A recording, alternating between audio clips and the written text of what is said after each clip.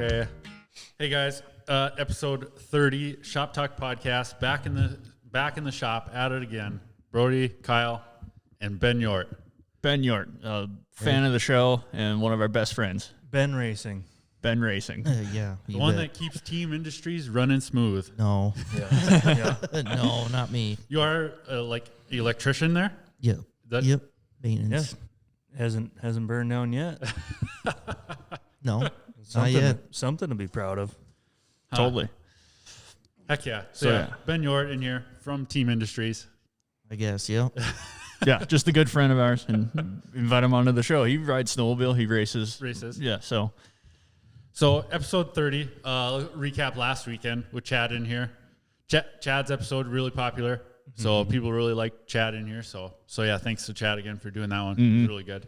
And it was a 3-hour-long show. I think that's gonna be our limit. I think it should be. The sake of my computer. Yeah. Because it was a day, I had to upload it a day later because it was actually so big. Like the whole file size of the video and all the sound was like over 110 gigabytes. Damn. So I had to go through my computer, restart, re-upload like apps even too, to like restart the app. So yeah, it was a process. So I think 3 hours is going to be our limit. Yep. There's no 24 hours of Shop Talk podcast coming up. No, there will be no sub. Unless we did it live. Yeah, we could do a live thing and go for, a subathon or something. Yep, 4 or 5 hours. Holy man. Who would watch that long? I don't know. So yeah, episode 30, we got Austin Leeck calling in because there was the ISR meetings that this past weekend. And so there was a little bit of talk on Facebook of some MIRA stuff of like the proposal of like stock class racing again. And a lot of people, a long, big feed of that. So I thought it'd be cool to get Austin on, being he is on the MIRA board, to get his take on it a little bit. And he'd be able to explain it a little bit better. Cool to have this stock 600, factory 600. I know. You know? People love mods, but it's like... They don't have a stock class? Yeah, No. see, that's what I was thinking. They don't already have one? That's just stupid. MIRA tried like a stock production 600 class, I think 2018. I think so. Yeah, And 19, I think. I think 18 or 19. Yeah.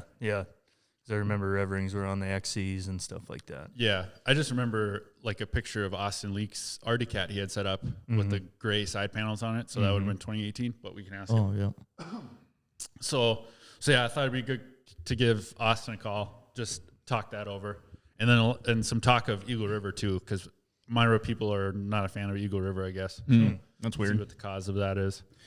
So we'll give Austin a call here, and then give Vince VanSlyke a call later too. Get your shocks, forks done. Front brake not working. Fork seals leaking to beat heck. Rear shock blown out. Got you going through the whoops like Ken Roxon. Yeah, what happened there? I saw that video. Fucking shock blew out. Yeah. That's crazy. Yeah. I'd never seen anything like that. Yeah. And I got some stuff to bring up to him. And To Some Vince? Vince? yeah. Got some tech questions? Probably not on the show. Just Okay. because people are going to be like, What are you working on? yeah. Okay. Oh, I see. Yeah. Why are you so secretive? Oh, it's just because this is a skid frame that pretty much like everybody is going to be using. So Extra 10. Yep. no, extra 10's good the way it is. No secrets there. Yeah. Same with a button clutch. You don't have to do shit with them things. Nah. Leave them on the shelf. Oh, but I did have a ISR thing too, because I don't know if it was proposed or brought up at the meeting at all, but I know it was going to maybe be talked about of switching our stock production class to a 1-inch track. Yeah, that'd be cool. Yeah. In my opinion, that needs to be done.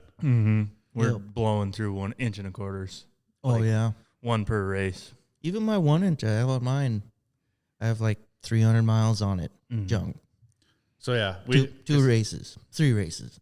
in our 1 and 1/4 inch after a weekend of running pro open, pro stock, all the outside lugs are gone. Yep. So we run 1-inch tracks at the Sioux. You run 1-inch tracks in the pro open sleds. You run 1-inch tracks on our triples we're going to be building next year. It's like let's just put 1-inch tracks on our everything. stock sleds. Yeah. Mm-hmm. Help us save money, Do you please. think you'll gain a mile an hour shedding a quarter? I've done some testing, and it's actually 1 mile an hour, but Dad was expecting to be a lot more. Yeah. But it changed the whole setup on my 4-stroke when I did try it. Oh, so you did have it on your 4-stroke Yep. at one time? Yeah, because I was gonna be super ambitious and Change the tracks. change tracks Right. Saturday night. Yeah. Run it a 1-inch for pro open, and then switch to 1.25 on Saturday. But I being guess. that the speed difference wasn't that noticeable, It's not worth then fucking we around. scrapped the whole idea. Mm-hmm. So yeah, I think that was gonna maybe be brought up. So, but that's my take on we need 1-inch tracks. Yeah. I think so. Yeah. Oh, Brody, Yes. Mandy had a content idea Oh. for the podcast. Okay. I don't know if you guys watch Survivor at all, like on NBC. No, not really. But No, Brody needs to apply. Yeah, we've been talking Yeah, about we've this. talked about this. would you want to even do that? Oh, yeah, it would be fun as hell. Yeah, I think you'd be great at it. I would. It would be Nah, fun, but I Brody. suck at like lying and talking to people, and so like I would just tell everyone the truth. Like you know, they're talking about you. Yeah, No, you're, Brody, you you're should George go- Washington. You never told a lie. Brody, you should go on Naked and Afraid. Fuck that show. No, that show is stupid. paired I up will. with some $1 in the smoking. swear jar. Yeah, that Naked and Afraid deserves an F-bomb. Okay, But hey, you might be paired with some smoking hot chick. I don't They just care. got an She's extra too blur. dumb because Brody's she all wants to be. bricked up the whole time. But Yeah. no, I would go on Just Survivor. bricked up the whole time. Shut up. Survivor. Yeah, Blurred out anyway. Yep. true. Be like, Brody, be getting interviewed and be like, I can't think. All my blood is in the wrong end. I'm freezing to death out here. I'm freezing to death. I'm out of ideas. But yeah, okay. So Survivor. What's the content? I go on the show You and go on the show and talk we about- about it on here. talk about the podcast on Survivor too. Yeah, Yeah. A lot more people watch Survivor than this show. Yes. We might even have Very some true. dual listeners who listen to the show and listen to or watch Survivor and then be like, Oh yeah, they'll get the inside scoop. Yeah. Yeah. So yeah, Brody, Survivor. Mandy will help you with the entry and everything. Screw it. I've thought about it a couple times. Really? Yeah. you gotta apply. Well, everyone else is married with kids, and like I'm single, and I can just say, "Hey, I'm gonna leave my job for a month. I'll be back." Like I'm going on Survivor. So yeah, Yeah, I feel like if I want to, this is about time to do it. we got to start sending in applications. Yeah. That's step one. Yep. I just hate the whole idea of Then the next one we'll apply for is The Bachelor. screw Yeah, that too. Bachelor No. Yep. or the Bachelorette. No, that's when the chick chooses. Well, Yeah, you could that's do what I'm both. saying. You could do both. Could do both. If you don't like any of them when you're the Bachelor, then just do the Bachelorette. Yep. See if they don't like you. Well, yeah. Then I'm going against a bunch of guys, and yeah, you know, We don't watch Survivor, but we do watch The Bachelor and Bachelorette. Yeah, you guys are weird. I don't. Nope. I'm sure Kyle does. No. I don't even No. think I have cable. What? Turn me up, Brody. Oh, well, okay. We got. Oh, okay. Oh, yep. okay. Here we go. We got someone on the phone. Yeah. Who is it? It's gonna be Austin Leeck. Okay. We'll ask Austin if he watches The Bachelor. Yeah. What's up, boys? Austin, do you watch The Bachelor? What's going on? We're trying to get Brody to go do The Bachelor and The Bachelorette and Survivor. Oh, well, great opportunity to get on TV. Yeah, we're Yeah. trying to get some clout here. Yeah. There you go. So Austin, thanks for the time tonight. We got me and Kyle and Brody and Ben in studio here tonight. So Cool. yeah. So I wanted to give you a call and talk to you about there was some Facebook debacle going on this past week. Kind of some MIRA stuff that was brought up at the ISR meeting. Why do people hate the stock class rule so much and when it's brought up?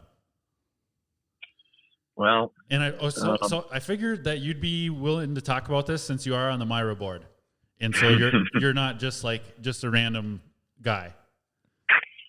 the push the push for the stock motors is more or less to try to keep the costs down in racing.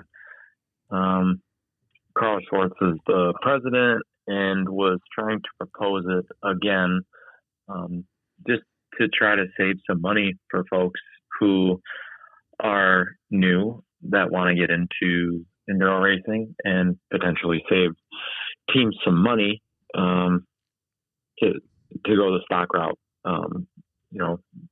Teams sending their motors out, porting high compression heads. The majority of that costs about $2,500. To get a good set of pipes costs about $3,000. And teams that are get a stock motor, it's basically just bolt it in and go. Relatively low maintenance. And there's a lot of teams out there that want to go that route. There's also a lot of teams that want to keep the modified motors and have a lot of fun listening to the twin pipes go around. But it's a big undertaking for teams that MIRA's really successful right now. We have about 26 to 28 enduro teams that run pro mod sleds, but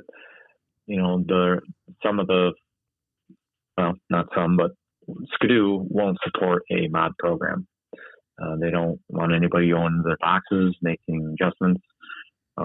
So, for example, Towns, they love Skidoo, and the Town Brothers, they run their Skidoo, and it's pretty competitive. Mm-hmm. One of Carl's arguments is that the stock sleds, besides at the Sioux, are pretty competitive on a half-mile circuit. I don't really have an opinion in it because I don't have a dog in the fight, but I think enduro racing, especially in MIRA and half-mile stuff, is some of the biggest critical factors for success is drivers that don't get tired and a good setup. I often argue that if you put little Zach Dewald on a stock-based enduro sled, that he's still going to be up front, and that's an argument I have with it.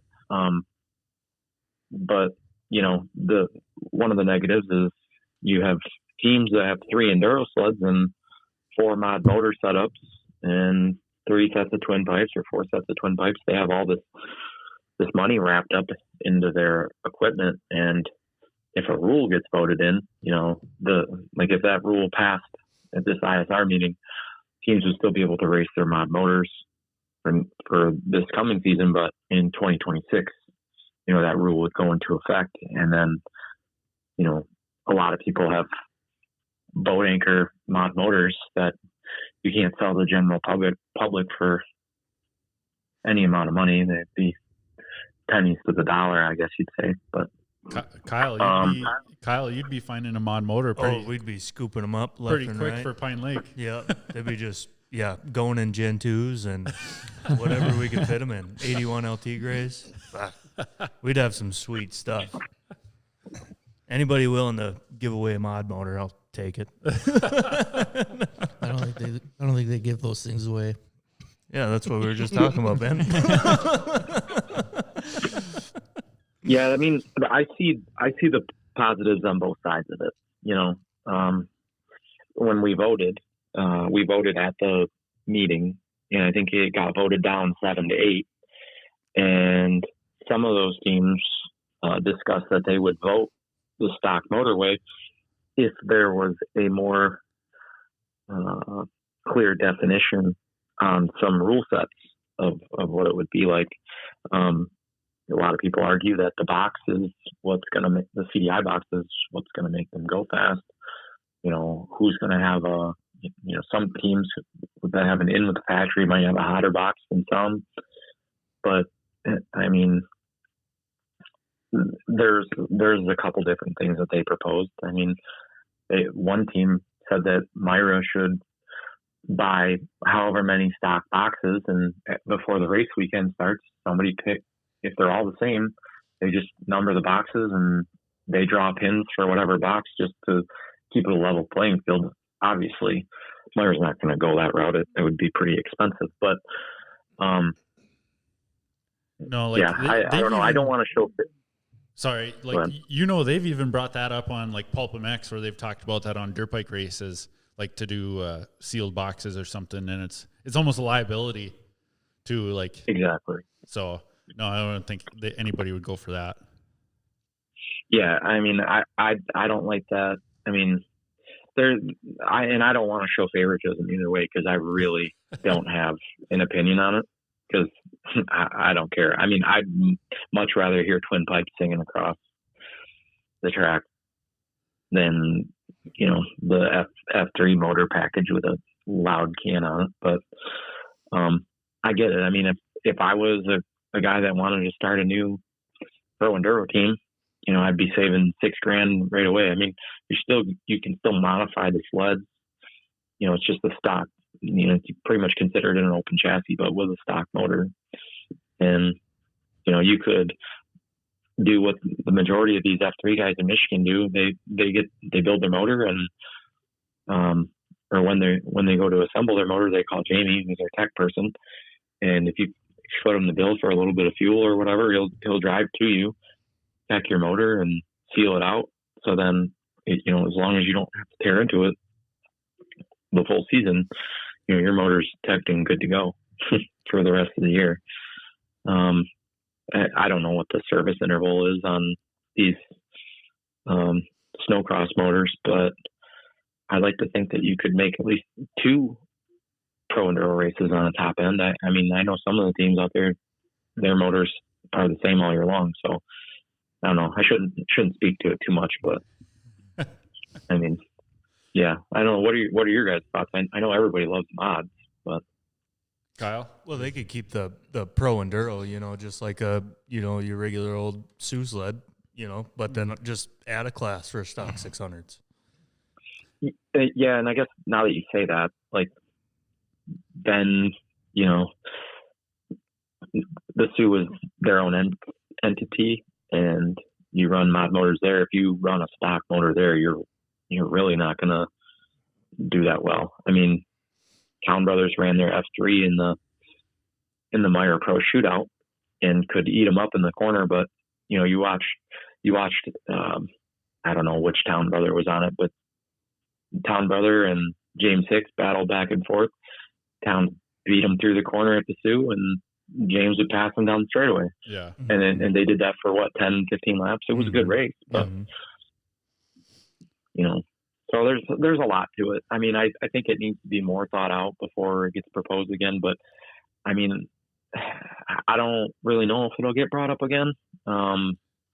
Cause it's been brought up several times and it's been shot down heavily every time, but it seems like every time less and less and less people that are against it.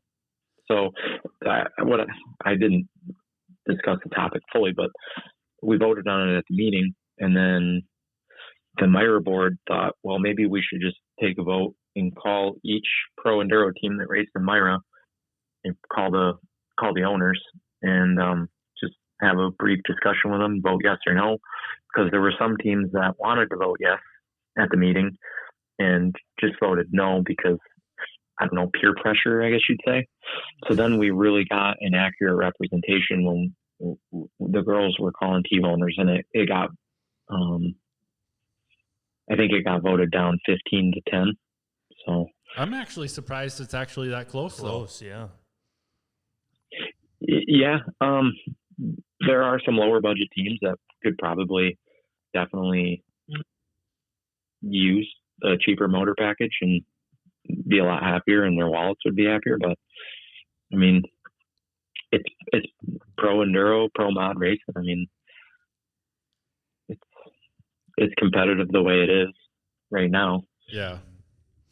Do people just not want so many more like classes? Because isn't there already so many classes you have to go through, and like this would just be adding on to the full day of going through all the classes? No, it wouldn't add to any of the classes. It's just for the pro enduro on Sunday. I think Brody's trying to reference if they added just like a pro stock class. Like that's just one more race you have to wait through. Yeah.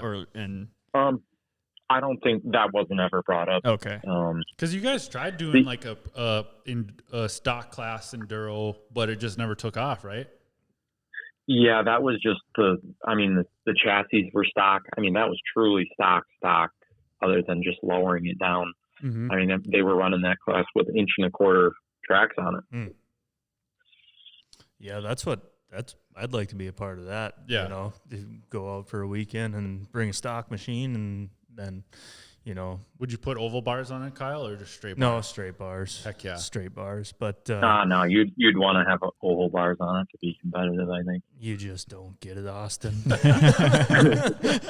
What if he's got to hang off to the right-hand side of this thing during the oval race? Yeah. Well, if that's happening, you're screwed anyways. Yeah, I mean that was the gist of the pros or the stock motor package deal. I mean, there really wasn't much to it other than, you know, some teams were heavily against it. Yeah, those teams think that it's going to ruin enduro racing, and you know, I don't have a crystal ball. I don't know what it would do. But there were some people that were pretty vocal about if we went to a stock motor rule that they would be starting up a pro enduro team.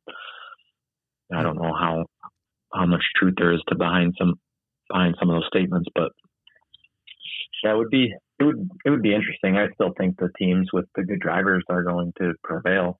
Mm-hmm. Yeah, for sure. What about there was an echo there? Yeah, that was weird. But what about there was some hot takes on Eagle River too? Was there any talks about Eagle River at all? From like the spring meeting. Yeah, well, just anything. Like I just see comments here and there of kind of MIRA people not liking going to Eagle River. So I don't know if that's just continuously going to be on the schedule or if you guys are looking into other things. No, it's on the schedule again for this year. I think a lot of it, I don't want to discredit Craig Marchbank at all because he is a really big advocate for the pro enduro racing at Eagle River. You know, they're an external venue, a promoter that is asking MIRA to come race. So from a MIRA standpoint, you know, as a circuit, MIRA doesn't need to dip into their pocket at all. It's just show up and race. Yeah. Mm-hmm. But some of the teams, you know, there's talk like the prices are inflated over there. It's expensive to stay. The hotel rooms are elevated a little bit. And then it's you know, 6 or 7 hours more for some people, but on average it's probably a 7-hour trip for all the teams. And they go over there and, you know, they got to get there on Thursday to get good parking. They don't get any practice, no hot laps or anything. And normally this is the first weekend that MIRA guys go out there. They pay their $350 or whatever the entry fee is to qualify to get 2 laps. And then they don't have adequate pits. I mean, they have to do portable pits, which is strenuous for some teams. And then they only get to go 130 laps. And there's a lot of enduro teams that would rather have that race weekend happen in Michigan and do like a full MIRA weekend where they're doing a 250 lap enduro for a fraction of the cost. You know, some team owners pay for all their teams' hotels, stuff like that. But so that's like some of the negatives about Eagle River that we've been hearing. But I think that it promotes enduro snowmobile racing. There's positives to it. I mean, we still have flow, still have a bunch of coverage on flow. But, you know, I don't have an opinion. I mean, if MIRA's going to go there and they're going to have the old Mount Enduro race, I drive 7 hours. Like last year, I drove 7 hours and I raced 5 laps. Yeah. I Yeah, didn't get any practice. So, I don't. I'm not complaining. I mean, I've probably had the least amount of track time out of anybody there that entire weekend. I was probably the only person that drove there just for the old mom. And that was it. God. But, Did you win? Nope. I'm sorry. You at least podium?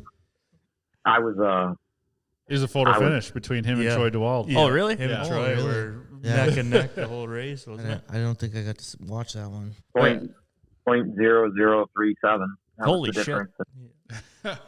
Yeah, I was I've never been we came back or got into the paddock area and I looked at my dad and I was like, I think I'm gonna throw up. I've never I wouldn't say choked. I guess you would call it that, but I just could not believe it. I was in awe that I even had lost. But Dyrdahl's got a saying for that one. It's called running out of talent. yeah, well, That's wild. after looking at my data compared to last year, I did the track dyno deal and being told that it's pretty similar. I took the bait, I guess you could say, and not having any test time, we kind of put the setup that showed the best for the track dyno, and I had so many different variables with the sled this year, different computer and different heads and all that, and it was the first time running, so I was thinking I had a better setup. But after we got back to the trailer, I looked at the data and I was going 4 miles an hour slower than the year before, and we didn't even get the sled figured out until the Sioux weekend. So there's a learning curve, I guess, but it was still embarrassing to lead every lap and get past the last corner and lose the race. And, it's pretty humbling, to say the least. So I have an endurance proposal then. If some guys don't like going to Eagle River, just drive another 6 hours to Pine Lake. Yep. And we'll do the 500 miles of Pine Lake. Guaranteed 12 laps. 500. Oh, 500 miles. Yeah. Yeah. We'll do the 500. We'll do the 500. Yeah, we'll do the On 500. Pine Lake.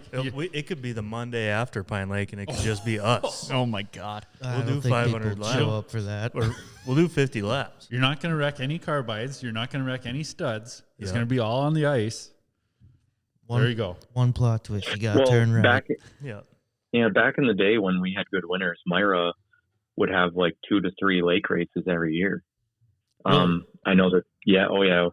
They'd race Drummond Island, which was on the big lake, and then they'd race Mackinac City, and then we would race in Brimley, which isn't far from the Sioux, probably pretty close to where you guys went and tested your sled gunner at Sure. Sioux. But those races were pretty successful. The only downfall is you get some weekends that are super cold and snow dust you can't see, and but then with our winters being so terrible, you can't get trailers out there, and setups to have remote pits on shore is difficult. So Did you? it would be sweet. Yeah, for sure. Did you get a chance to listen to our last week's episode, Austin, with Chad on? I only was able to listen to an hour of it. Oh, I think after that, he gives you a call out on why you're not bringing the old triple out to Pine Lake. Oh, he did. Yeah, I bet that was a hot take. What did he say? You wanna share, or you want me to wait and listen on my own? No, he said he might have actually been watching one of your videos on when he came up with the idea of the triple class. Mm-hmm. Oh, really? Yeah. And then he had asked if you were going to be coming out here for the race or not. And he said, well, no, he only turns to the left. And Yeah. Well, we'll have to see. And then We'll have to see. I jokingly commented that you probably wouldn't win anyways. That's probably a fair statement. No. Hey, if I did, I mean, it sound cool, but Yeah. Yeah. And that's pretty much what he said is that, he was watching one of your videos and just thought that triple sounded so badass, and then we should have a triple class. Yeah, I can't imagine after the first lap, coming out of the cattails and we're all going to be bunched up together, how it's going to sound. I hope we're not bunched up together. Yeah, true. Hopefully we're out front or something. It would sound awesome, though. Yeah. So, Austin, we had a few questions for you here. But one of the funniest ones was the hot take. Somebody commented on your post a few weeks ago that I even commented on this. Austin, if I'll read it off, the guy said, "Been following you for a couple of months now. Something tells me you're in it for the social media, not necessarily for the win." yeah, I'm actually just saying screw the racing. I'm just going to become a content creator. Yeah. Social media influencer. Yeah. All that work Yeah. just to spin it on the track stand. Yeah. Making all that the guy's fans. never built anything in his life. So That's wild. I thought that was the comment of the year so far. Yeah, that's great. Austin in the Carbide podcast asked, "Who's your favorite Michigan snowcross racer of all time?" Oh, yeah, I have like three of them that I was really big with. From first to third, it would go Kevin Wallenstein, Zach Mason, and Corbin Anderson. None of them race anymore, but Kevin, when I first started racing snowcross, it was like 2011, and I didn't know anybody. I knew of Kevin because he was running the pro class in the Michigan regional circuit, and Zach and Corbin. Then I went to Ferris State and for college, and lo and behold, Kevin went there. And he's only like 40 minutes from the school, so he didn't live on campus. He would just commute. And I got talking with him, and we became like really good friends right in the heat of him racing snowcross. And he was, I think it might have been like the year he won the sport national championship. And then I was playing football, and the one summer he's like, "Do you want to live with me and train me?" And I was like, "Yeah, sure." So being in college, I didn't want to have to go and do a job all summer long and work an 8 to 5 or whatever. So I moved in with him, lived in his house. They paid me a small stipend, I could say. It was enough for a gym membership, my fuel to drive home on a weekend if I wanted, and maintenance on my dirt bike. So basically, that whole summer of 2013, I lived with Kevin in Cadillac, and they paid for my membership at the Cadillac, the local track, which is pretty nice. And Kevin and I we'd work out in the mornings, and we basically rode every day, or we were grooming his track. And Kevin had his own private track too that could fall under the AMA District 14. Like if he put gates in, it could be a full regional track. Wow. So we rode his track, we rode Cadillac, and then like some weekends we would go do District 14 races around Michigan. And that was like really cool because I was a not very fast on dirt bike. I was a C-class guy, but traveling to races in his 40-foot gooseneck with a couple dirt bikes, it was pretty cool. So Kevin and I, we were really close, and I rooted him on for several years until he ended up retiring and being done racing.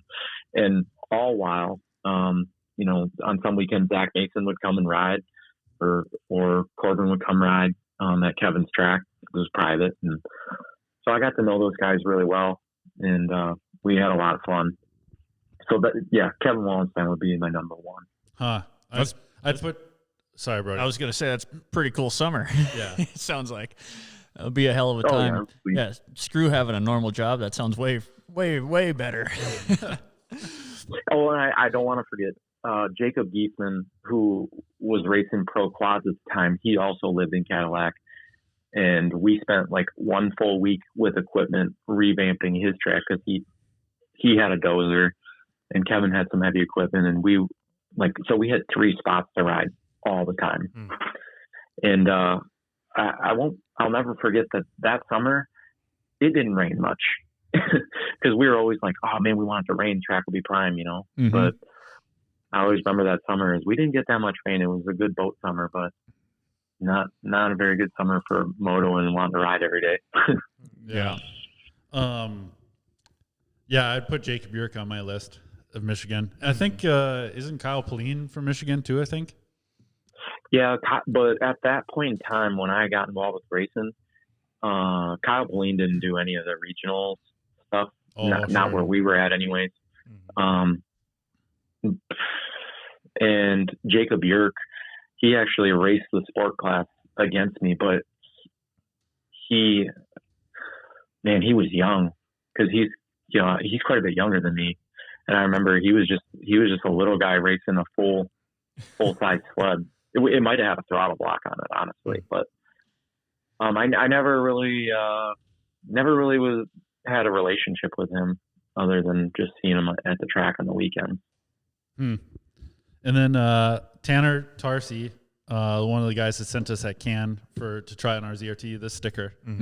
He is ALR in or out for Heydays this year. Ooh. It's funny that he commented that because there were 2 years in a row where we went to Heydays, and it was the Tarsi brothers, Chris Cookingham, Matt Kimmel.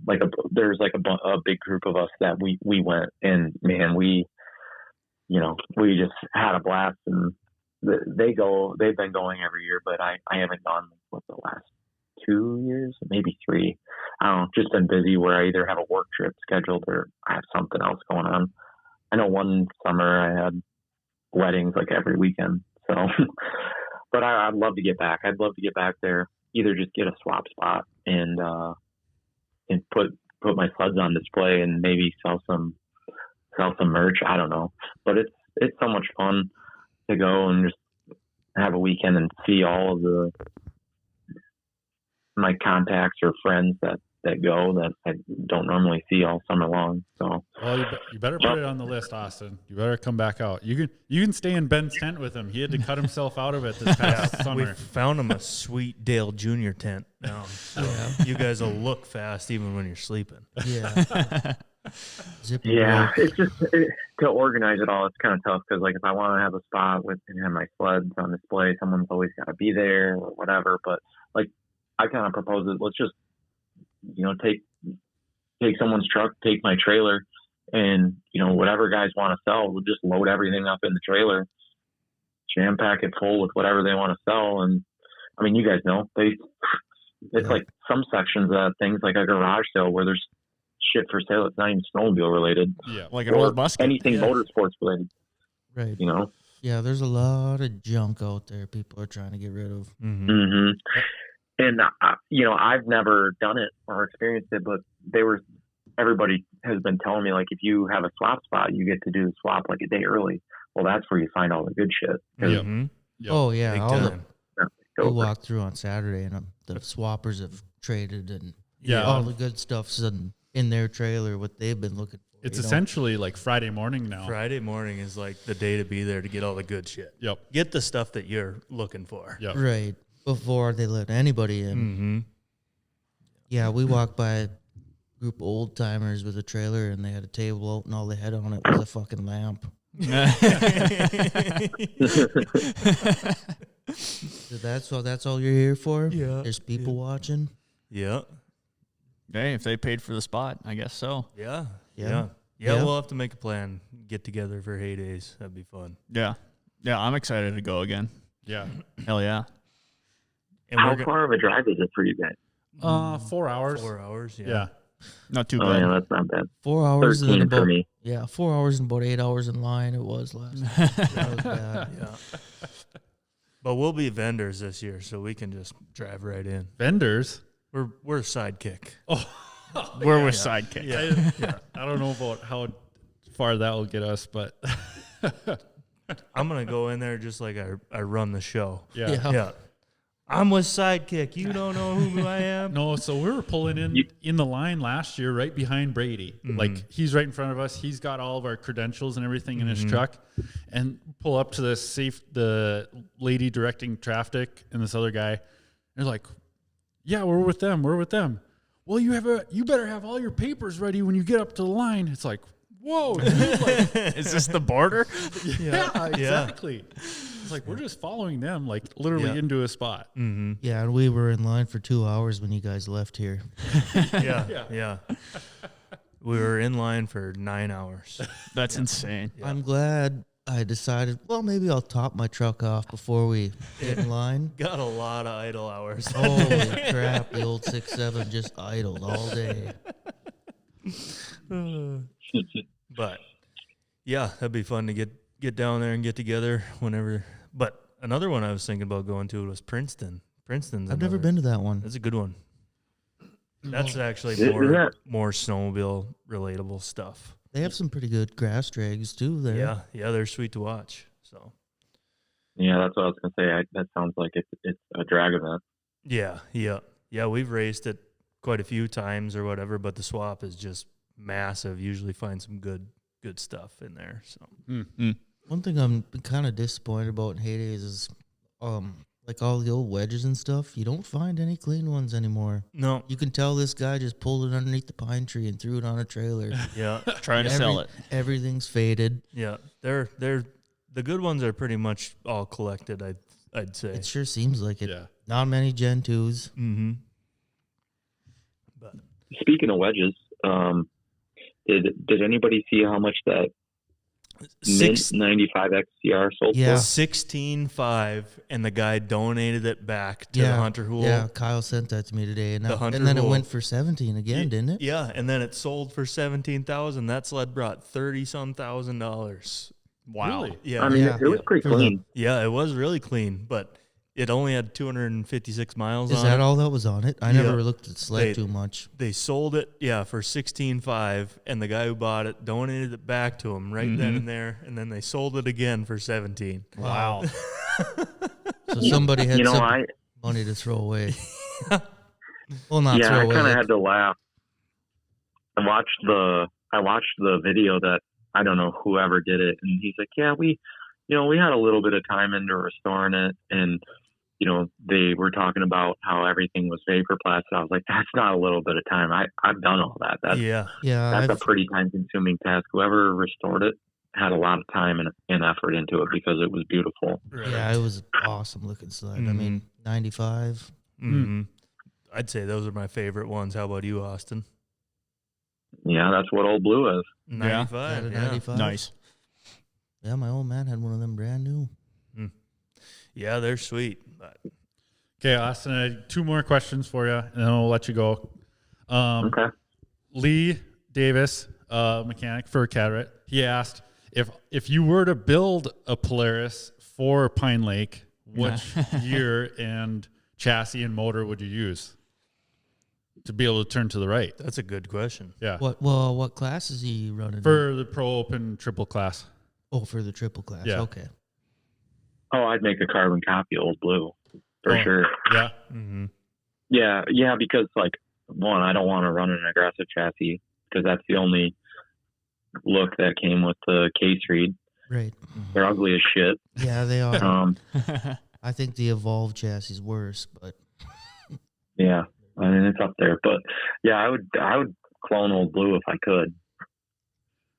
Okay. I'd just run Old Blue. there we go. There you go. Yeah. Set it up. Yep. Set But it I up. mean, just yeah. have a legit full belly pan without the shroud. Yeah, I mean it would. If Pine Lake was no snow on it, and there were banks in the corners, whatever the cushion would be, I think it would do all right. I mean, I don't know what the rule is if I'd be able to run those aluminum skis or not, but Yeah, you'd be able to. yeah. He could have got away with running it like at Nadawash this year for how little snow we had out there. So. I feel like the Pine Lake track was flat and smooth enough this year. You could even run the shroud. But if he blows a berm though, Yeah. Yeah. That's the yeah, thing. kiss it goodbye. Yeah. Just don't blow any berms. Yep. Just slow down way too early. Okay, Austin. And then Joe Cooknicki, the one we bought the ZRT 600 from, he asked to hear a story about your grandpa Mel. Because everybody knows your racing stories, your dad's racing stories with Tim winning the I-500 and everything. And then I guess your grandpa Mel was a hell of a racer in his time even too. Yeah, I'll give everybody a fun fact. So I'm actually a third generation racer. My grandpa Mel raced in the very first Sioux I-500 in '69, and he raced. I want to say all the way up until like 1982, and then there was like from like 84, I think it was like after my dad graduated high school, he started doing like the local races.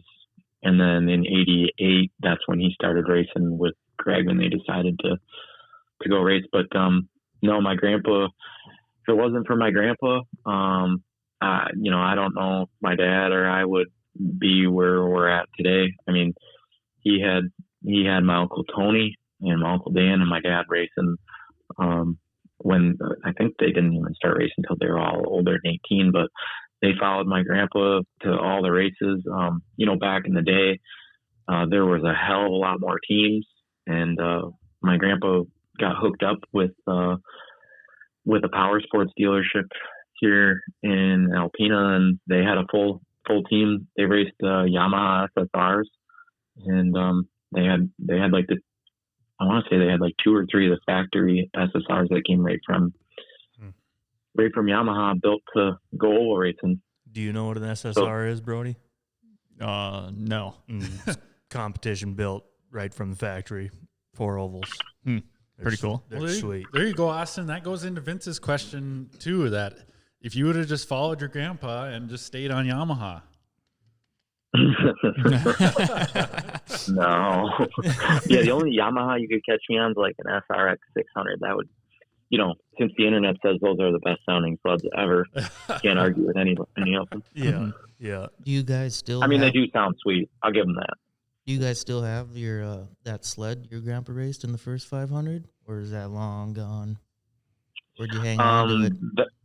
No, my grandpa didn't own the sled back then. But there is a pretty cool story. Now I can't remember the gentleman's name, but he had reached out to me, and I have no idea who he was, but he's like, "Was your grandpa Mel?" I said, "Yeah." And this guy went into complete detail on how he owns the SSR that my grandpa raced, has a ton of pictures from back in the day of it.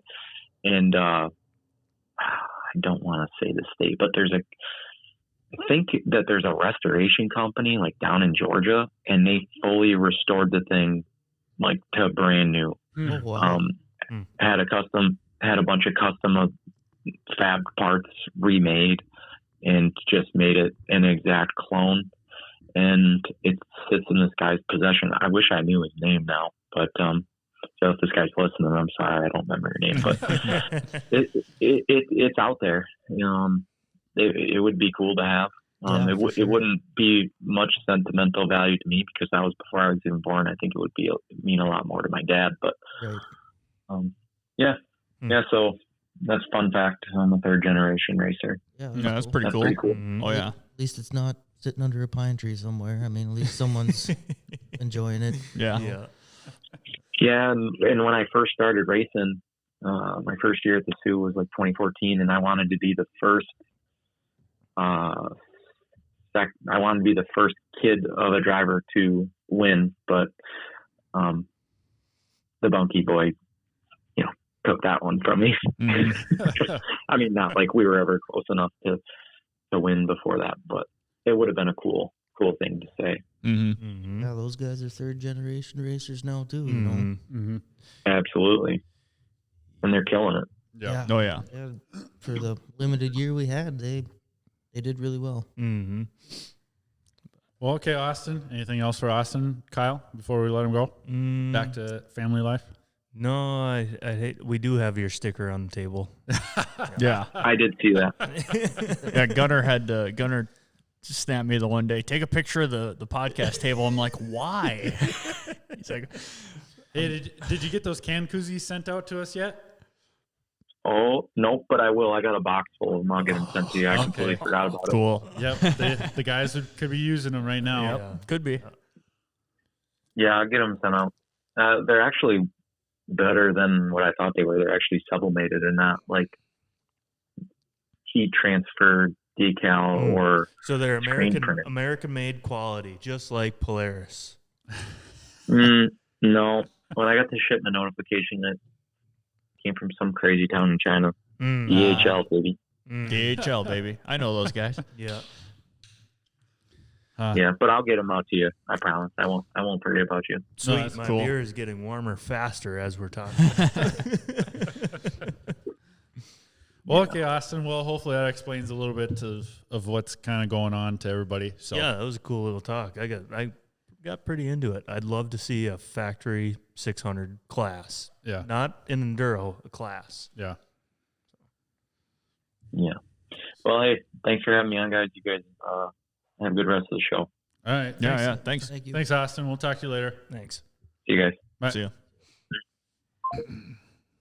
Austin Leeck. I actually got to talk to him sober. That was cool. Yeah, I gave Brody 1.4 Loco the last time he was on. Oh, did you get pretty tuned up? No. No, I wasn't too bad. But yeah. Right. I've heard you say that before. When I saw Austin Leeck at the Sioux, it was kind of funny. he brought it up right away. Oh, really? Yeah. It was funny. Whoops. Yeah, thanks, Austin, again. Yeah. No, always cool to talk to. 95 XCRs. Sweet. They're sweet. Mm-hmm. I think Oh, you man, just tried this calling is- me back. Austin did? Yeah. No. I don't Probably think forgot so. something, and you like everyone does. Turn the camera off, and everyone has more ideas they want What's to up talk with about. your sweatshirt, NPL Safety Award. 2013. Yeah. 2013, but it has 2, 4, So and 5. What does that mean? So you're a narc. 2 foot, 4 foot, 5 foot. Yeah. Oh, is that all? That's weird. What does that mean? It's something like you got to dig like 2 feet away from the pipe. Yeah. 4 feet you need like shoring protection, and 5 feet. I can't remember what 5 feet is. There's the pipe. Shoveler of the year. Here's a sweatshirt. Yeah. Safety Award. Yeah. Well, yeah, it's my dad's. Oh, Oh, I was going to say, were you even born in 2013? Yeah, I was 13 years old when my dad got that sweatshirt. It's an old sweatshirt. Damn. Yeah. So I was thinking about driving by Four-Legged Lake today on the way here, I kind of have a proposition to oppose here. Okay. So, we talked about these endurance races and stuff like that, What if we just built 2 teams and we raced from 8 o'clock in the morning to 8 o'clock at night Around that island. around Four-Legged Lake? Adam Wahlberg tried doing that. Yeah, but years if ago. it was somebody just me tried and to do a you, race out there. yeah, just me and you one weekend after the Sioux, And what? Just see if you could do it, or what? yeah, See how many people want to show up. See who turns the most laps, and then you could have a team, Yeah. But I think we should do Shop Talk Old Iron Ride, yeah, Me that'd be and good. Miley. That'd be good. and then stuff from the 2000s. Don't and get me just- off this topic Nah. here. 8 o'clock in the morning to 8 o'clock at night, we just do circles. Gonna need headlights. Yeah. Huh. I don't know. We were out there that year that Wahlberg tried doing it. Oh, I yeah. think Chad Lean was out there. Hmm. And Did you race it out there? no, nobody. I think Chad Lean was, and yeah, I think they were the only ones to kind of show up with Wahlberg out there just hanging out, kind of. But I remember that, but I never went, so I didn't really. well, no, it wasn't a thing. But we went out there and just hung out with them. Yeah, people talked about going And there. this wouldn't be a thing either. It'd just be a day's worth of riding. Yeah. Yeah, there'd be a full day of riding. Endurance test. Yeah. But Of just you two out there. but teams. Who's on the teams? Am I on your team? Figure that out. What's led? Both factory 600s, your 4-stroke or whatever, just so we have headlights. Right. ZRT has a headlight. Yeah, we can raise ZRTs. Don't matter. We got our ZRT pretty much all back together. Well, not we, Dad did. So that's Dad worked on all of it. this Vince question is about ZRT skid frame. Then I just want to kind of go over some stuff with Vince because he would be more friendly to geometry than. Sure. I had a octane boost question for Vince too. That I should have asked Austin about that too. Dang it. Octane boost. What's your take on it?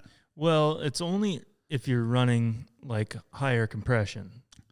And that you need it to cool. Yeah. Otherwise, you'll melt a hole in top of your piston. You know. Yeah. And depending on what plug you run in it, like so the smaller the number on the plug, the hotter the plug burns. Right. So if you're on like a BR9 EYA, it's got a fine point on the tip of the electrode, and it burns cooler than like a 8 or a 7, would. But correcting the fuel with octane booster is kind of well. So yeah, it was a question from Brian Karen. Yeah. Eastern Kyle with the names. Yeah, Kyle with the name. Eastern racer. Yeah. That was asking about octane boost and just ordered a new jug of Klotz octane boost and was curious to see how you feel about octane boosters and stabilizers. So that was a question for Vince. So I was going to ask Vince about it because Vince is the knowledgeable guy. I mean, right from the factory, they're tuned for 91 octane. And if I'm not mistaken, like our pro stock factory class, I think 91 octane is our limit on what we can run. And I do know, I think at Pine Lake, they are going to be checking gas fuel. Again. Yeah, they usually do. Yeah. Wasn't there some oxygenated?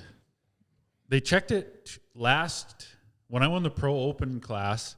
They checked the fuel for the Pro Open race, but they never checked ours for Pro Stock. Which is weird. You'd think it would be the other way around. Should have been the other way around. Yeah. I thought. how high octane can you run in Pro Open? Like 116. Is that what you can? Yeah. Is that the rule? The jet fuel, yeah. But all the fuel does is just burns cooler. So really all you're doing is Didn't they resisting heat. Didn't they try to check your fuel when you won the 10 grand on the 440? No, not on the 440. They didn't. I thought it wasn't. No, it was on the my Pro Open 4-stroke you where said I almost ran out. That's what it was. Yeah. I remember one on that. Yeah. So yeah, they barely had any to give them. No, they couldn't even siphon any out over there with a syringe or nothing. Yeah, this is VS3.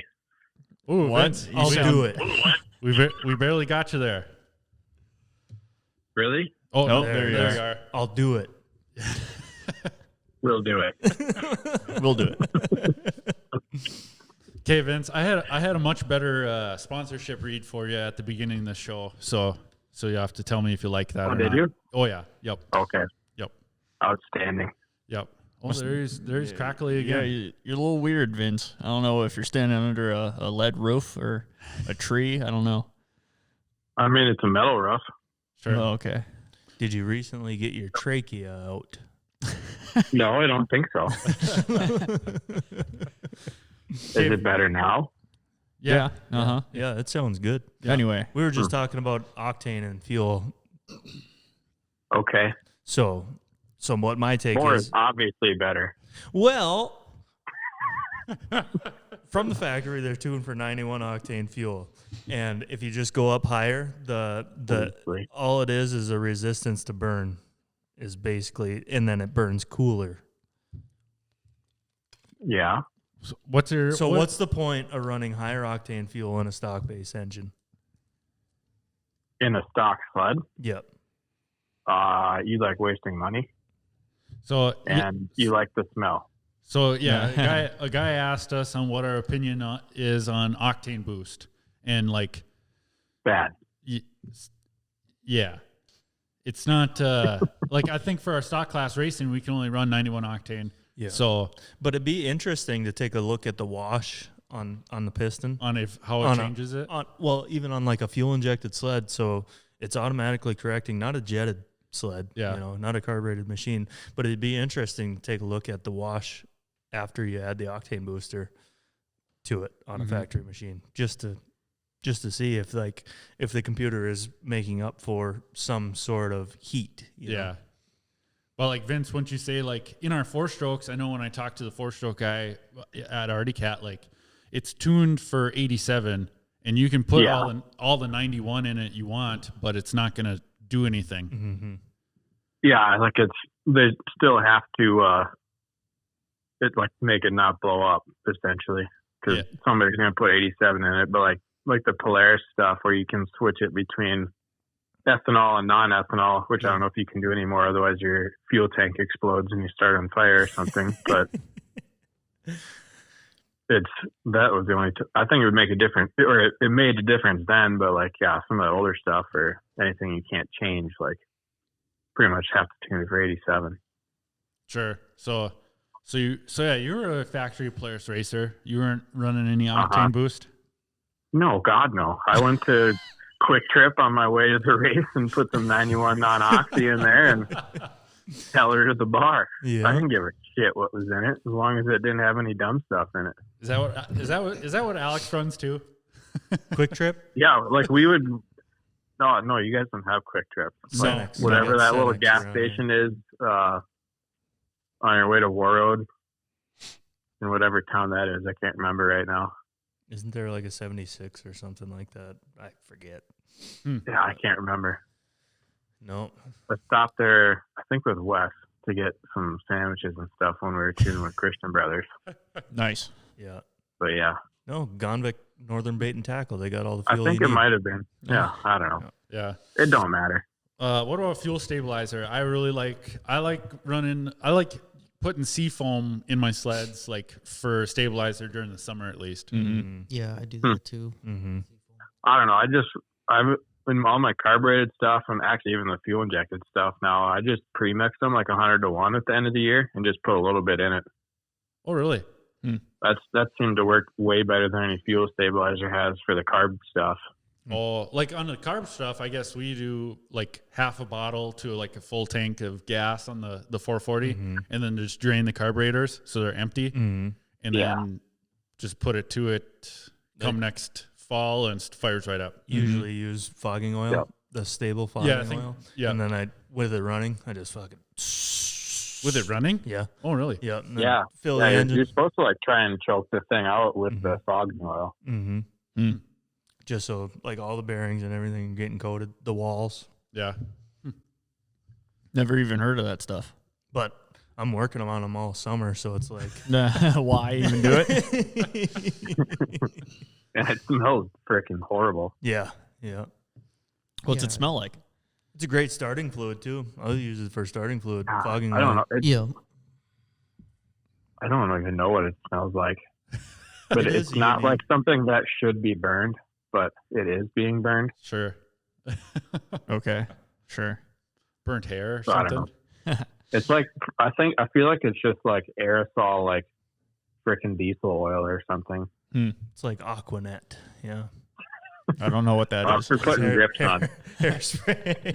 Yep. Kyle spraying hairspray in the carb before he puts her away. Just nice and sticky in there. Yeah. That's what you want. Yeah. It'll We never don't want the rust. slide to come open. Yeah, no, that's how mice get in there. Yeah. Yeah. I want the seals to stay exactly where they are. Hairspray. Okay, I think I wanted to that was all the questions we had for today. So, What have you been up to, Vince? You been working on any factory stuff? What was I doing? Did some ATV stuff this week. Had some kind of amateur guys order some shocks and set those things up, shipped them out. Did some short course shocks for Greaves, and then we're going testing with them this week over in Wisconsin for short course stuff. So at Creighton? we're going to go to Crandon, sorry. I think Thursday, and then Wednesday we'll be at Lena, which is this tiny little short course, oval thing that they put an infield section in. I don't know. I feel like it's a fair race. It's but it's the first race of the season, so some people want to test there to, I don't know, do good at this stupid race. Cool. Have you found any super bent like shock shafts or anything yet for the Shop Talk studio? Hey, actually, I had to do some short course shocks for Kyle Cheney, and he had one that was like folded at 90 degrees, basically. Holy shit. There we go. That'd be perfect. I had to cut the body in half to even get the thing apart. Wow. No way. Yeah. Holy How shit. does that happen? I think he must have bent it just a little bit, or if it was one that was in a crash, I can't remember. And like essentially then the eyelet snapped off, and then the shock shaft just went into the ground and folded over. So Wow. yeah, That would be perfect for the studio. Yeah. The shop. I think I just tossed it in the scrap bin, but it's in the top. So That would be funny as hell. Yeah. Good conversation starter, too. Yeah, for yeah. sure. Kyle, Yeah. you had a skid frame question for Vince. Yeah. Right? So Or is this your secret? it's kind of a secret, but it doesn't really matter. So So it's not a secret. Doesn't sound like a secret. so like the weight transfer on the rear arm of skid frame, Mm-hmm. if I'm going to take that away and totally eliminate, for like ski lift and stuff like that, Yeah. do you want that arm at a 90-degree angle to the skid rails or a 90-degree angle to the ground? Oh, you mean like the bottom half of the torque arm back there? Yep. So you're just gonna like block it solid, essentially. Yep. Um, I would think to the ground, because there's then there would be no leverage on the arm as soon as you raise the front of the skid. So essentially, you're talking like on a modern sled, it'd be sitting like this, and it would hit the rear stopper blocks. Yep. But there's no stopper blocks on the ZRT. On the ZRTs. So you want it to go lay like that to begin with? No. No, what are you talking about? No, I'd take it. or you're gonna put a coupling block in a ZRT. Yep. Oh, and, I see. And lock So, it up solid. But do you want it to be One, so? you're gonna want to watch out doing that because it's pretty easy to fold tunnels in half. Mm. Because but then all of that, the like top, that force is going through the side of the tunnel. the top arm would still have its movement. It just wouldn't No, I couple. know that, but like when you're weight transferred, you're putting a ton of force in between the two arms in the tunnel, essentially. And so like guys would do this with old sleds and put like an extra 10, or like even on the Yamaha stuff, they throw a pro action in it and you fold the tunnel up because it's trying to like push the arms together kind of thing. I see what you're So saying. you have to put like a bunch of bracing up inside. Like if you look at anything with a like coupling blocks on it, there's a ton of bracing inside the tunnel to strengthen it. Otherwise, they just like fold up basically. I see what you're saying. So it might just be best to just use a strap in between the two to set your height, because there is no strap in them. Oh, you're just trying to set like a ride height thing? No, they got that rear arm, and then the other arm goes up to the torsion springs. I was thinking to leave that motion in there, but then eliminate that bottom arm from moving. So then, I mean, you ain't gonna get no traction then. I don't know. Because like the skid frame will only move flat if you do that. Mm-hmm. Yeah, Like I'll it'll have to just swing like a parallelogram. I have Big word. I have 3 skid I know. frames for this ZRT, and every one of them is different. so I Put the stock one in there. yeah, that's probably essentially what I'll do. Yeah. But the stock Probably one your doesn't. best bet. The factory one doesn't have any adjustment for that rear arm. The newer style has adjustment for that rear arm. Oh, So sure. what do you? Like I mean, I don't run. Well, I know I did put torsion blocks back in on the nitro for ice stuff. Yeah, But otherwise, I normally don't run anything. I know what you're talking about, the Yeah. holes on that rear arm there, Yeah. because like our 440. But on a factory 96 skid, they don't have any holes. It's No. just one hole for the arm. So And it just never couples. yeah, it never couples. Yeah. Yep. So what? That's not the. So that's technically not a fast track skid then? Is that what they called it or something? what did they call them things where they kilted the tunnels? That it says fast track. Well, on that the was back the of ours. extra travel tunnel, the ETT thing. Yeah, the ETT. Yep. Yeah, no, this is just straight tunnel. Yeah, but it doesn't say fast track on it or anything. I don't know, man. It's been painted. Jesus Christ.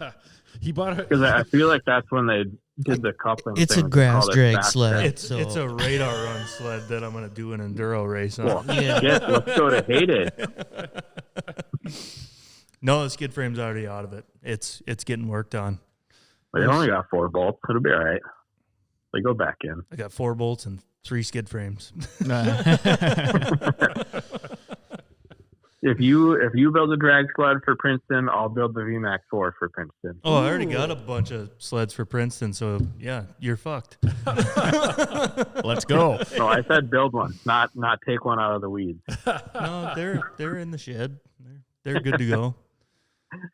Grass drag sled? Yeah, yep. Huh. I don't know if you knew, but that's where we come from. That's how the Grovers got their name. Mm-hmm. God dang. Yep. Well, I'm gonna have to slap a 22 on the side of mine, and I So, guess go to is Princeton now. Yours is a 750 and not an 800. Right. So Right. I would have a 81 LT gray with a 700 ZR in it for the. We built it for the relic mod or whatever the hell they call it, or retro mod. Oh. 700. Huh. Oh yeah. Is what we built ours for. Right. Some of those things are freaking fast. Yeah, we got into it right when they started. So it was competitive then, but now it probably wouldn't be. So People Sure. just kept dumping more and more money into it.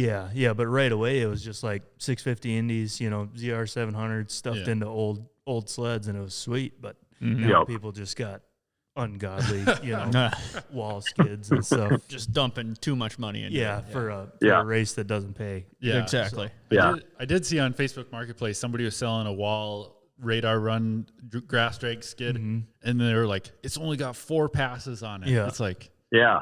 that matters. Yeah, Like- that's the Right. skid frame that was in this ZRT. Oh, really? Yeah. So Doesn't even have a freaking full mile on it then. no, Yeah. it's No. probably got 4 passes. Well, I guess or- you have to go down and back, so that's going to be 1,200 feet. So yeah. Who just knows over how, a mile. Who knows how many track stand pulls he did too? That Yeah. counts too. Yeah. Well, it's got more miles on the stand than it does on the ground. Yeah. Oh, the, for sure. The Hyfax are brand new. Like I've never seen anything like it. Huh. Yeah.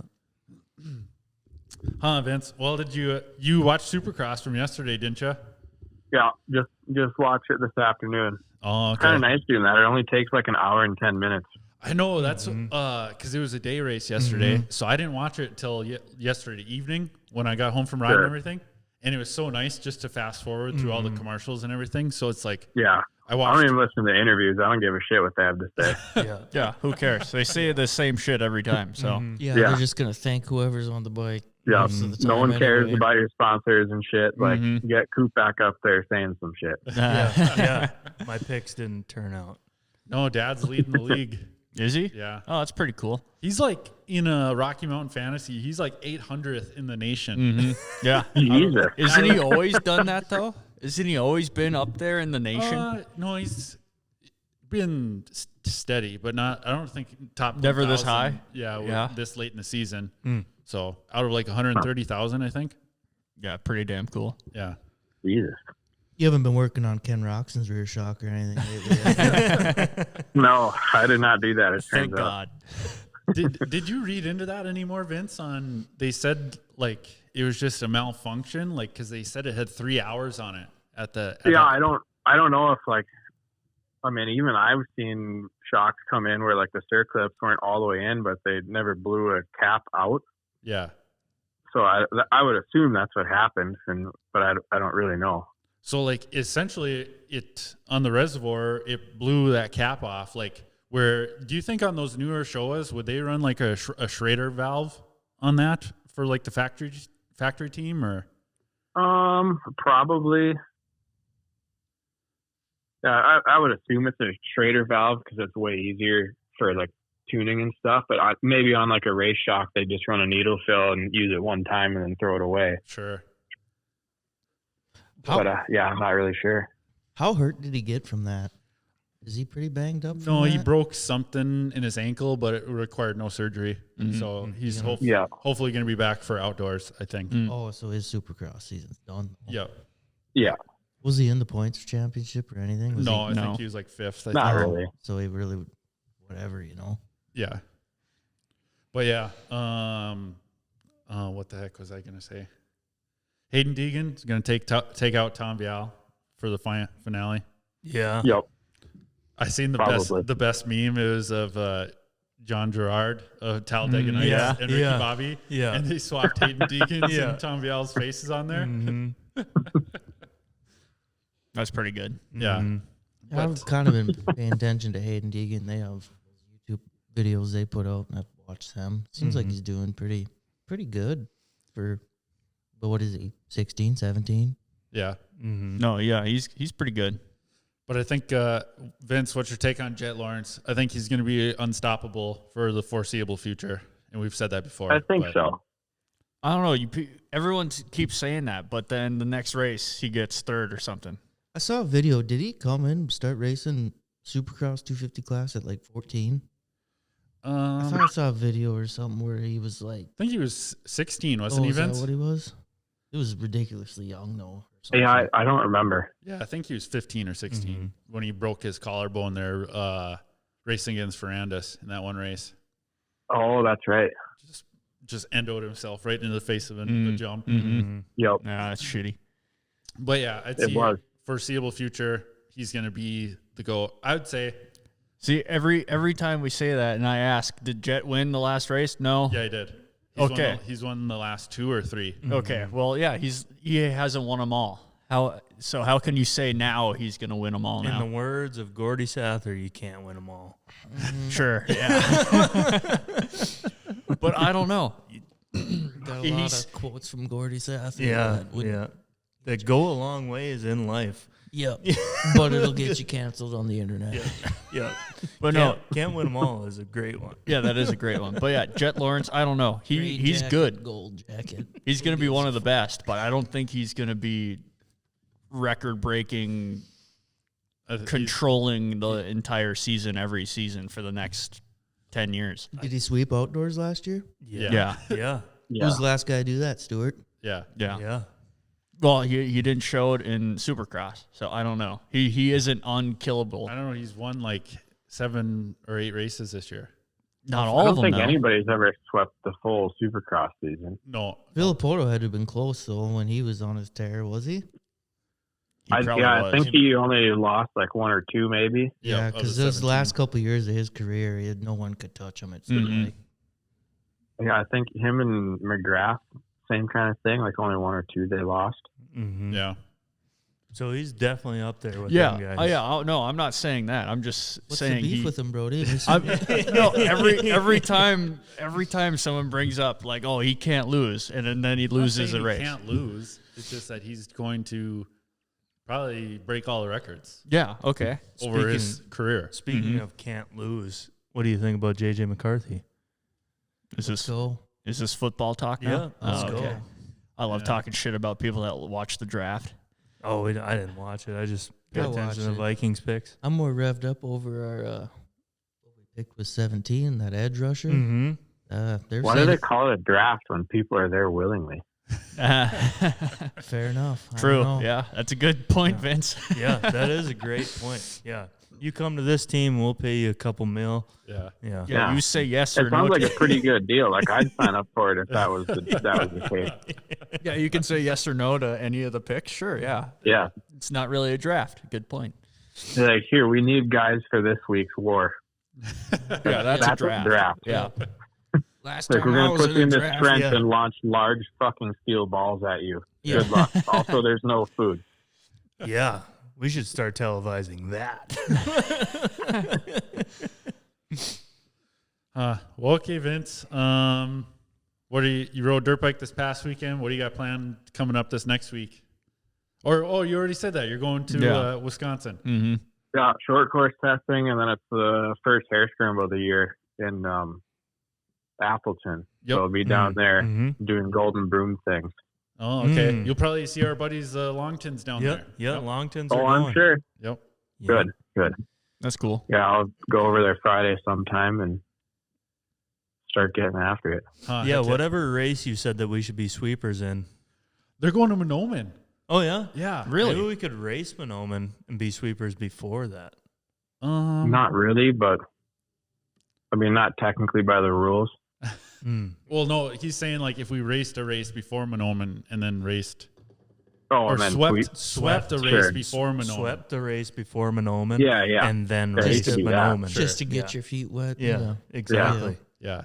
Yeah, like I think Nevis is before Monoman, so you could like sweep at Nevis and race Monoman if you really wanted to. I'd be down for that. There we go, Kyle. Yeah, I'd be down for that. Yeah. So Those are the two closest ones to you guys anyway.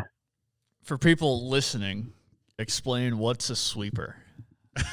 Oh, you just ride behind everybody. I feel like we've asked that question And before. just- Well, I don't ride behind everybody. It depends on what class it is. Like sometimes I'm a rabbit we do that for like the 50 and the 65 class where like I'll lead the first lap for these kids. Mm-hmm. So they kind of know where they're going and then let them through. And then I just kind of ride around like where essentially just do laps at a certain speed and like help people that need it or whatever and fix some arrows or some ribbon that somebody blew through. And but like when it gets to like the AV races, like I'll typically go off behind either like the AA or the like 250A line just to make sure that nobody blew through something that a bunch of other people are going to blow through and like cut off a bunch of stuff, Sure. a bunch of course or whatever. And then after that, same thing, just ride around for the most part. During the A races, you don't have to do as much. You ever have And like you have to go faster. So a little 50 kid revving his bike at you, like speed up? Yeah. Nah. no, not the 50 kids, but some of the 65 kids, when you get in the tight sections, like they can go through them so much faster than you can on a big bike. Cause like, well, their bike's about a foot freaking narrower. Mm-hmm. And they can just go like straight and you have to turn. So you're like looking back and like, son of a bitch, like I gotta go. I got this little kid on my ass. I just pictured So you yeah, there'd just- be like some 65 kid like 10 feet off my rear wheel and I just freaking douche him with it. that's Like, what I was sorry. gonna say. I just pictured you just feeding some 50 kids roost for one lap. Yeah. I mean, whenever I'm doing the rabbit lap, I was like, if there's a photographer, you got to put up the number one because I'm leading the race against all those freaking kids. Yeah. But That's what we did for Brody's marathon. Yeah. Remember we were going over that bridge and we were like, we're winning. Yeah. Yep. Yeah. Ride way in front, stop and wait. Yeah. Ride way in front, stop and wait. Yeah. Yeah. I get even a lot of the A races just like standing in sections kind of inconspicuously to make sure people aren't cheating. Sure. Mm-hmm. So, Because you have like, because obviously you can't sit everywhere. yeah, you probably have a safety vest on, don't you? So like people see you and you're. Yeah, I don't wear like a high vis one, but I've got my big like climb vest with my freaking like the big like worker vest. So I've got my stapler with me, a bunch of arrows, some ribbon, Sure. generally a couple of wrenches and stuff like that. Where do you put all Sometimes that a stuff? lever or two. In his backpack. I got Yeah. pockets everywhere. Yeah. Oh, okay. Or, Yeah. It's like a work vest with a camelback on the back of it. I'd be down for doing that. Yeah. I This didn't thing know, one probably race weighs like and then- freaking 20 pounds when I'm done with it. Yeah, I'll I still go smash all didn't the know if junk. you just screwed a milk crate in the back. fender. Yeah. No, it's not a DRZ 400. That's pretty standard luggage rack affair on Yeah, those things. So. my brother was texting or calling me. He just drove back to New York and he was like, "Yeah, there's this bike on this auction." I was like, "What is it?" He's like, "I'm looking at getting this bike. It's pretty sweet." And I was like, "What is it?" And he's like, "It's an XR 100." I was like, "Yeah, that'd be sweet." Heck yeah. Well, okay, Vince. Well, shoot, you're going to be busy next weekend. Shoot for maybe 2 weekends from now if you're not busy. Mm-hmm. Rooks. Yeah, I don't even remember what's going on 2 weekends from now. I'll Yeah, have to look. you're a pretty busy guy. Just a bit. Yeah. So whenever you have some free time. Oh, Okay. And then the Carbide podcast, Spencer, he hit us up to do some mountain biking by like Grand Rapids. Ooh. Yeah. So Yeah. That'd be pimp. yeah. That'd be a good time. I said I've never been biking off a gravel road or off a 2-lane road. So Yours is a hardtail, ain't it? yeah. Yeah, mine is too. Yeah. So But if Brody wants to get into biking, I'll sell you my bike. Ooh. Because And mine then- would fit you a little bit better, being it's a large. Yeah. And so I'd get an extra large. Mm-hmm. So yeah, mine's way too small. I'll sell you mine. I don't need 2 bikes now. even Vince's biking knowledge. I have a biking question. I call it Vince. He helps me through it. Vince just knows. He knows everything. We do it all. We do it all. I'll do it. I'll do it all. I'll do it all. Well, okay, Vince. Thanks for the time tonight. We really appreciate it. VS3 No Suspension. problem. I got some stuff to send out to you whenever. So Okay. we'll have to be in contact. I don't know where to send it to. What are you sending him? Secrets. No, Secrets. I'm going to use that front arm adjuster shock. So I want to get that one redone. And then I'll be in contact with you about some Zero Pro stuff. Cool. Okay. See you, Vince.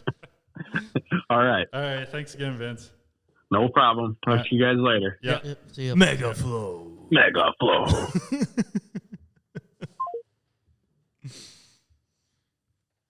But yeah, 96 ZRT. It's all Zero Pros on that son of a gun. Yeah. Oh yeah, it is. Yeah. Austin texted me. He said, "Or we didn't get into the Skidoo stuff, but we didn't have time. Thanks for having me on." Yeah. So We could save that till he gets a little bit further into the build. until it's running, maybe. Yeah, sure. That would be sweet. Because he was giving us hell for having him on only twice in the first 30 episodes. Yeah. But Oh, really? He wants to be on there more? Well, That'd be cool. oh yeah, Get it running. We'll call you. No. But I'm having fuel pump problems with the ZRT. How often have you been working on it? I worked on it a little bit earlier this week, and then now yesterday I worked on it quite a bit. So, yeah, just looking at 3 skid frames and deciphering what to do where is like, What's stopping you from just putting this? I suppose you don't have those adjustments. We'll have to look at it. yeah. So the factory skid frame doesn't have adjustments for the rear arm, Yeah. but the newer style does. Yep. But the Like- mount holes are different Oh. because they have that extra link Yep. from the idler wheels on the top. They have an extra link, so Sure. that throws everything off there. And then I figured that would factor into the ride height too. Have you seen that thing in person yet? Kyle's? Yeah. Yeah. Oh, Yeah. He had it here. He had it here one day Mm-hmm. Oh, after okay. a show. So I think you should keep them little bars on it. Yeah, the narrows. let's look about how narrow Brian has Jesse Hallstrom's bars. Yeah. And he has some hooks on it. Yeah. No, that thing doesn't have power steering, so I think I'm gonna run 4 foot wide ones. Yeah. Yeah, we're going to That'll be get some ape hangers off an old Harley or something. Yeah. Yeah, then I'll be looking good. Then I Yeah. could get way out there. I was thinking like those like what you guys run in your Sioux sled, like the foot kick things. Yeah. Mhm.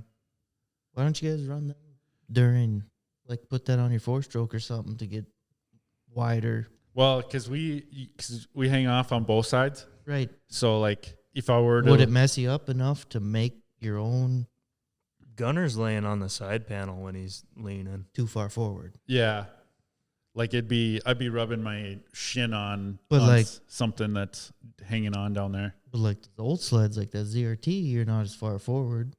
No, Well, that, even on my wedge, my shin is against the belly pan, Right. you know. I suppose.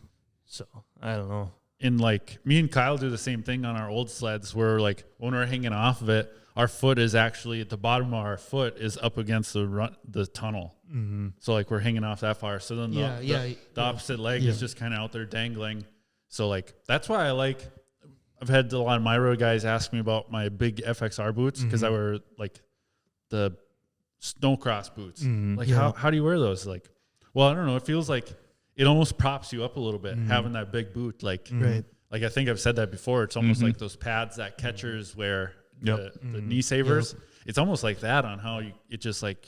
And I have to wear my Red Wing so I can just bend my ankle. I had a pair of FXR boots one time, and they were so clumsy that they'd get stuck in the running board. Mm-hmm. So you'd come across an approach, and you want to move your foot back. You're stuck in there. Yeah, you're stuck in there. I really like my climb boots I got. They're really. I don't like them. I don't like bulky, but I like them. Yeah. Well, you're rocking Climb sweatshirt right now. Yeah, Sponsor. No, I wish. I thought I had something else to. I should have wrote. I didn't write anything down today, so I had lots of thoughts of what I wanted to bring up. How long was that, Brody? Hour 30. Oh, really? Yeah, not too bad. No. And we had Vince on right at 5. Mm-hmm. So. Perfect. He's not getting pissed now that we were late on him. Yeah. Fucking Vince. Oh, we should have. No, this VMAX 4 is gonna kick my ass in a grass drag. Oh yeah, you're screwed. Should have asked him about Brody going on The Bachelor. Yeah. Ah, damn. Yeah, you'd have some funny thoughts on it, I bet. Speaking of that, movie. What? Movie portion of the show. Oh, is it time To finish it out, yeah. Were you gonna finish it out? Okay, sure. The new Civil War movie that just came out a couple of weeks ago. Finally saw it. It was freaking good. Yeah. Yeah. I know Dad didn't say he liked it, but it was they didn't brand it as the movie, is. The trailer shows it being like a war movie. It's more about like journalism in war. And like that's what it was on, and like a lot of like if you like photography and like taking pictures, like it's the movie for you. Yeah. And yeah, it's just about war journalism, but goddamn, a civil war in modern day America, it was a fucked up movie and it was good. It was a good movie. You gotta add like $4 to the swear jar. I don't care. This is We need I a haven't swear jar. I haven't seen a good movie in the theaters for a while. No, I just got a comment today about it too that it's been pretty good. Oh. Did someone say it was a little too much or what? A couple people did. Yeah. Oh, really? That's been appreciated that it's been better. Yeah. So I've been toning it down. Yeah, I haven't been talking as much. I got. Oh, come on. We're an hour 30 in, so I could let one fly on a good movie because I haven't seen a good movie in the movie theaters. It doesn't look good. It was a good movie. It's probably not better than Rambo. Rambo is sweet. Depends on what Rambo. First Blood. Well, yeah, First Blood is the best one. Yeah. But the new one, it was kind of shitty. I'm not a movie guy, but like the weather's been kind of crappy out lately. Like Rambo. in the evenings. So me and Mandy watched Kingsman.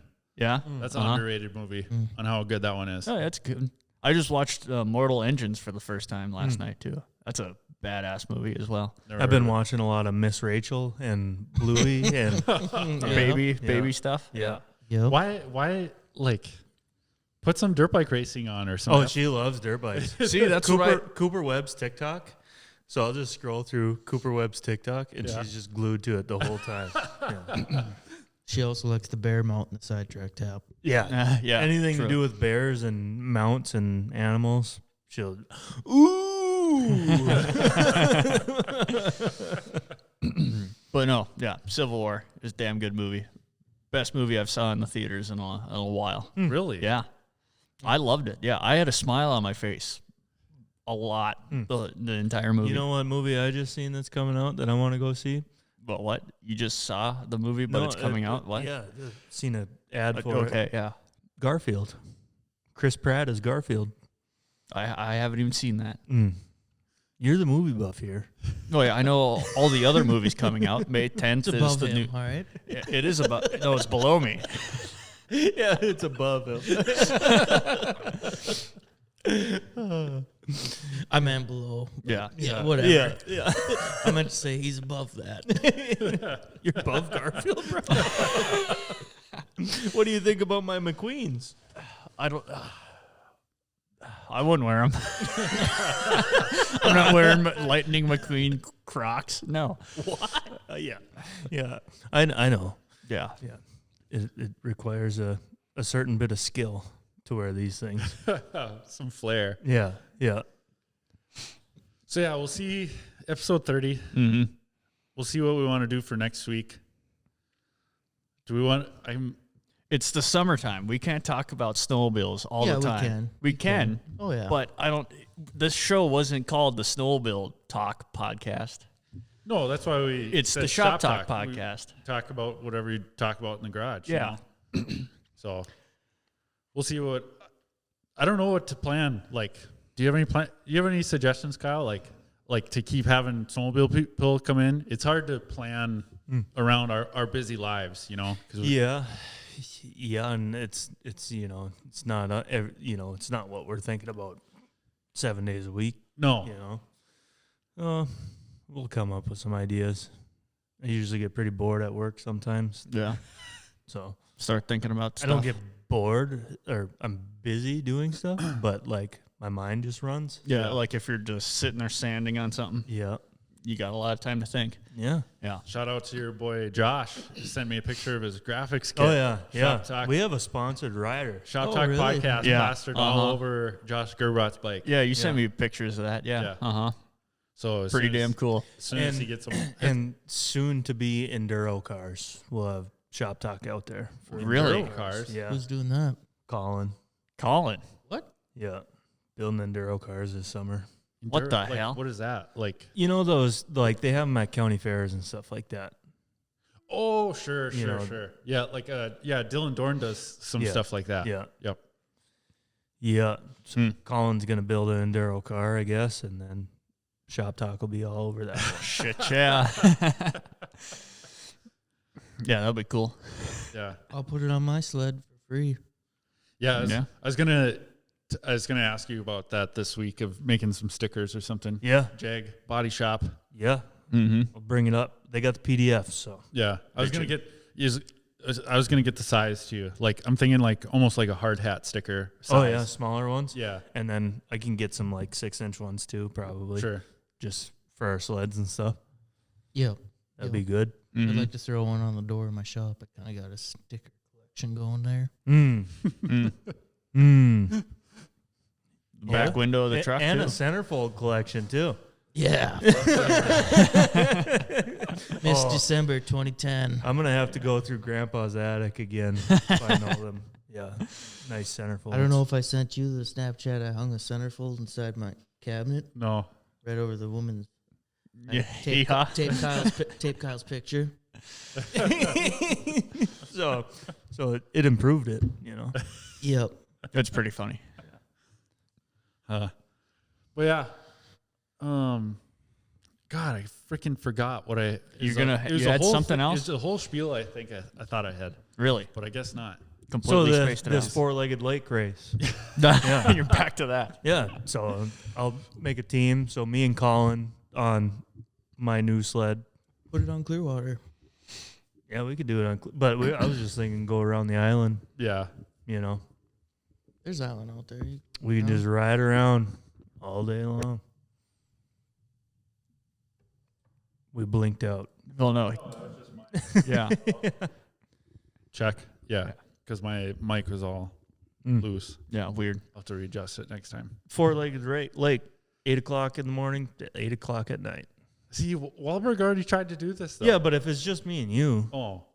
You just want to try it to see. yeah, endurance, Endurance. and then just So you know, run So it's like training. Run our transponders out there too, or are we I gonna mean- have Mandy and Katie out there clicking laps clicking off laps for us? No, yeah, I don't know. Thanks again, Katie, for letting us do this. Yeah, I don't know if we could get an app on our phone for our transponders. No, Maybe. you gotta have a wire, Right. Like, Yeah, exactly. I don't Weird. know. We'll figure it out. yeah, Brody, how's marathon training going? Finish it out. You're registered Oh, yeah. No, yeah. I registered for. last month For or 2 months Bemidji? ago. Yeah, for the Bemidji Marathon So again. if you qualify for Boston, God, I don't know, man. But I am better. My baseline is 100% better than last year. I didn't start running until, June last year. And I'm already doing 3 miles, and it's, easy. And so, See, I sent you that thing of Alex Martin. Yeah. He's doing 50-mile weeks. yeah, see, he doesn't have a job. Training is his job. Training is his job. I have a job, and, I get home at 5:20. I only have a little time after work when the sun's still up and I need to shower and eat. I do think you should start doing stuff on Saturday morning, though. Oh, yeah. Saturday I was morning, going to do something yesterday, but it's just rainy and cold. So I ran one time after work. yeah. My throat locked up, and then I got sick. Oh, the yeah, it next was day. cold. So, Mhm. yeah. Yeah, I ran that day, too. It was too cold to run. So I was like, is this really how it's going to do me here? But no, marathon's training. Yeah, it feels good. My baseline's way better. So, good. mm-hmm. Me and Kyle will be ready to pedal 26 miles again. I got a sweet bike for it now. shit chat. Oh, Your, yeah. I got a road bike now. Yeah. your ass won't hurt as much as mine Oh, will. it's the same seat on it. So It's not a Lightning McQueen bike. I can paint it. There you I'm go. very talented I'm very in the painting section. Yep. So you never know what I might bring out, come up with. I got some crazy ideas, man. I know. I've been on the internet before, and gets it going. You send me those crazy ideas. Yeah. Yeah, you're probably the only one I send those crazy ideas to. Keep it that way. Sometimes I just don't even answer. It's probably after I took a gummy or something. I don't know what you're up to. Don't know what you're on. But yeah, keep it that way. Just Ben Hjort. No, good show. Yeah, I Thanks- think so. Thanks for coming in here, Ben. Yeah, Yeah. thanks for having me on. Sitting in Shit, for the yeah. episode. Yeah. See, it wasn't that hard, was it? Well, I had to piss twice. I was a little nervous. Yep. Yeah, you're a little quiet at the start, but yeah. Yeah, it's not that hard. Yeah, no, you picked up at the end. So it was good. Another time that we don't have big special guests and stuff, we can bring you in. Yeah, we'll talk about some Pine Lake stuff or something. What's going on? Yeah. You're super quiet, It dude. did cut out. I You're think. super quiet. That's why. Oh, yeah. You just got to talk with your Say chest. it with your chest. Never could do that. That's how I talk. Yeah, you always got to scream. I don't scream. Gunner kind of screams. No, So my head's been plugged up for like past week or whatever, and yeah, Katie talks loud. I found that out because my ears are ringing all the time, and Katie just talks, and it's like doof, doof, doof, in my head. Sure that's why? Maybe it's brain cancer, but yeah, probably. You have broke a lot of helmets. Yeah, I didn't get smacked around as a kid though, so. Clip that. No, I did, but Damn it, Trent. it was more Marcy than anything. Yeah. Oh, Regan too. Inside story on that one. Once we shut it off. Yeah. Anyway, Well, yeah, good show Good show. We'll figure out what we want to do for next week. for 31. Yep. Who knows? Who knows? Yeah.